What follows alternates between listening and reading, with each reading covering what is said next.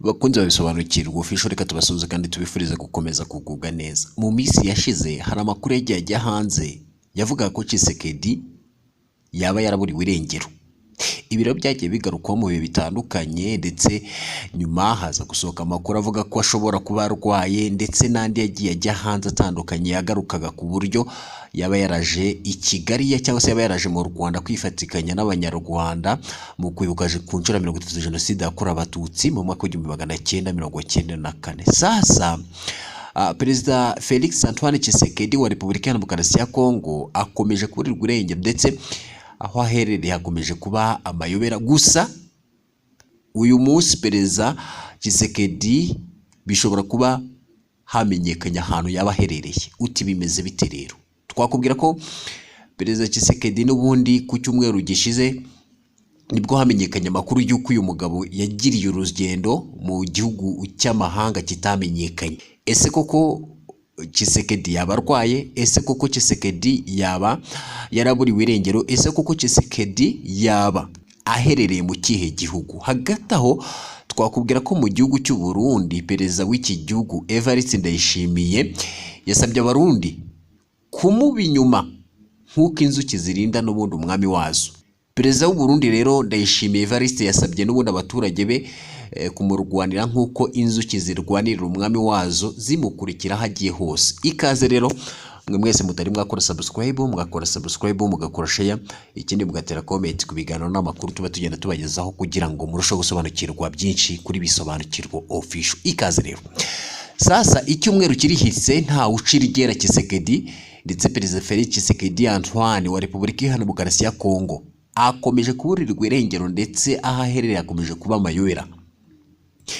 Ku cyumweru gishize nibwo hamenyekanye amakuru y'uko uyu mugabo yaba yaragiriwe urugendo mu gihugu cy'amahanga kitamenyekanye.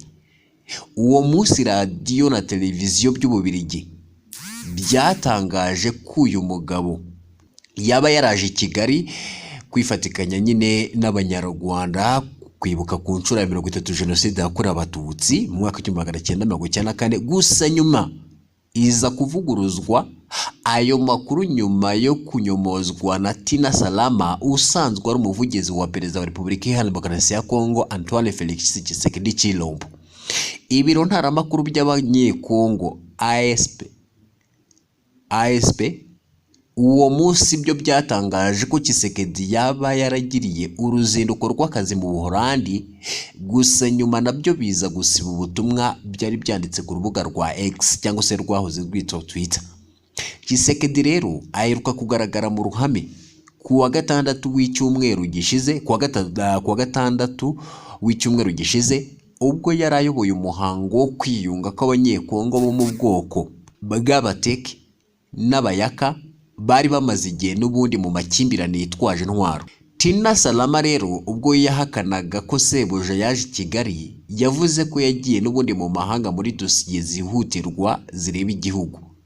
Kugeza ubu nubwo bitazwi neza igihugu Tshisekedi yaherereyemo, amakuru avuga ko yaba aherereye i Buruseli mu Bubiligi, kuko kuva ku cyumweru gishize ariho indege asanzwe agendamo iherereye cyangwa se yabonetse.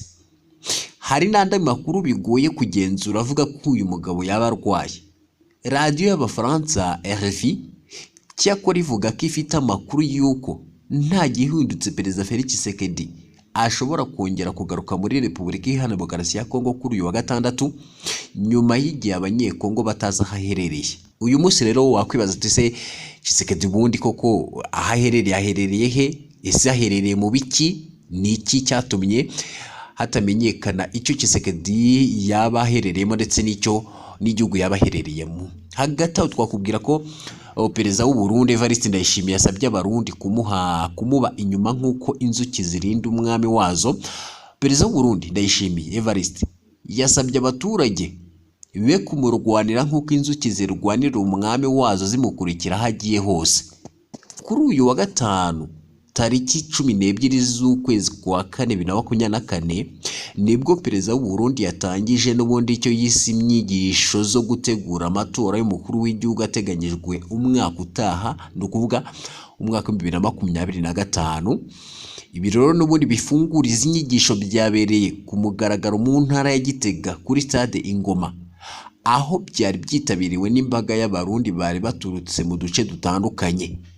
Mu ijambo rero rifungura izi nyigisho, Ndayishimiye yijeje abarundi bose ko amatora yo mu mwaka wa 2025 azagenda neza cyane kandi ko nta murundi n'umwe uzaba uyahejwemo. Yamenyesheje abarundi ko uburyo bwo gutegura aya matora bwamaze gutegurwa, gusa ngo abashaka gutera inkunga leta mu matora ntibakumiriwe ndetse nta mukozi uzakatwa amafaranga ye mu gutegura amatora. Perezida Ndayishimiye rero akomeza avuga ko abatazitabira amatora ku bushake bwabo bazatorerwa cyangwa se bazatorerwa n'abandi cyangwa se bagatorerwa n'abandi, kandi ngo bagomba kumvira no kuyoboka uzaba watowe.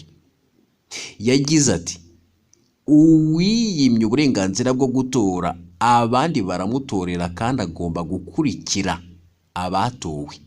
Ntihagire umurundi n'umwe wiyaka uburenganzira bwo gutora, kuko iyo utoye cyangwa se iyo udatoye baragutorera. Amatora niyo nzira nziza yonyine yo gushinga inzego ziyobora abanyagihugu. Ayo rero ni amagambo n'ubundi ya bwana cyangwa se ya nyine cyubahiro Evariste Ndayishimiye w'igihugu cy'u Burundi. Ndayishimiye rero avuga ko amatora atanga uburenganzira bwo kwishyira ukizana. Ati amatora nicyo kintu cyonyine gitanga uburenganzira bwo kwishyira ukizana mu gihugu cyawe. Umukuru w'igihugu rero akomeza asaba abaturage ayoboye kumurwanirira nk'uko inzuki zirwanirira umwami wazo. Ati tumere nk'inzuki zikorera umwami wazo kandi zikamuyoboka. Abarundi twigane rero iyo ngendo nziza. Hari itsinda ry'abarundi ryanga amatora, uwo mutima turandurane n'imizi kwikubita agashyi. Ayo rero ni amagambo ya Perezida Evariste Ndayishimiye. Ndayishimiye rero yabwiye abaturage ko amatora y'umwaka utaha 2025 azaba ameze neza cyane ndetse ko nta muntu n'umwe uyakumiriwemo. Perezida rero Evariste Ndayishimiye n'ubundi yatangaje ibi bijyanye n'amatora ateganyijwe muri iki gihugu muri 2025, ni ukuvuga umwaka utaha. Ni mu gihe Perezida Evariste Ndayishimiye yagiye anengwa n'abatavuga rumwe n'ubutegetsi bwe, yagiye anengwa na bamwe mu baturage b'igihugu cye, yagiye anengwa na bamwe mu basirikare ko yafashe icyemezo cyo kohereza abasirikare b'u Burundi mu gihugu cya Repubulika ya Demokarasi ya Kongo ngo bajye gufasha igisirikare cya Kongo mu kurwanya umutwe wa M23.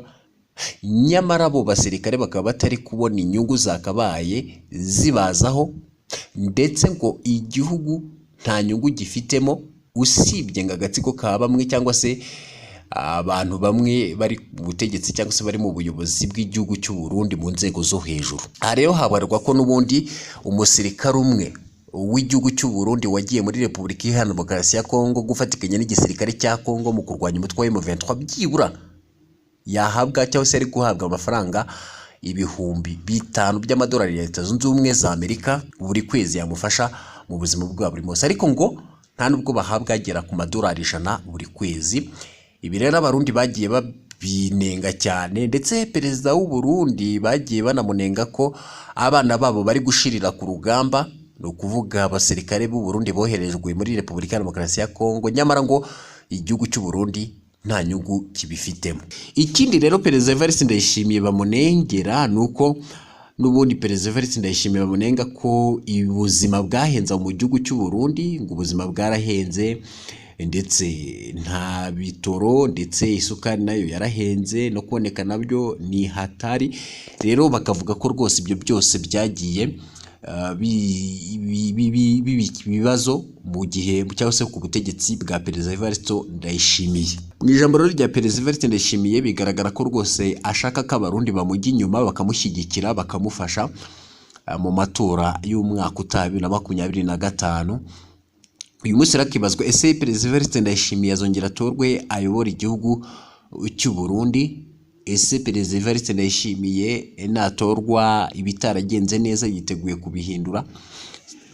bakunzi rero bisobanukirwa official, namwe mwatubwira uko mubyumva ndetse mukatwandikira